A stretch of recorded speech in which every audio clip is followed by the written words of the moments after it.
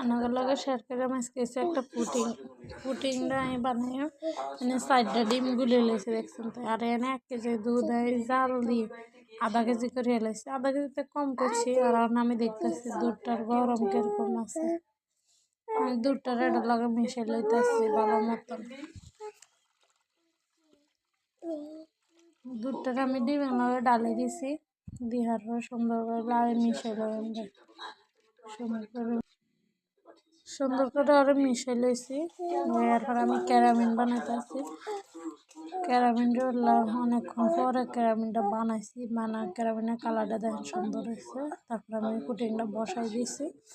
ওখানে আমি পুটিংটা নামালাইলাম, হয়ে গেছে পুটিং। আমি নামাই 2 ঘন্টার মতো ফ্রিজে রেখে দিয়েছি, এটা একদম ঠান্ডা হয়ে গেছে।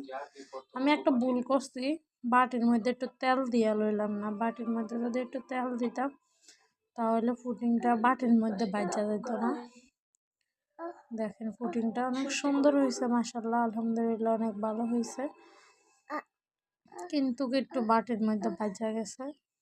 যদি আমি একটু বাটির তেল লাগাই লইতাম তাহলে এমনটা হইতো না, সুন্দর আরো বেশি সুন্দর হইতো। আর কি করবো, মাশাআল্লাহ, দেখেন আমার পুডিংটা সেই সুন্দর হয়েছে। আজকে আমার ছেলের জন্মদিন, তাই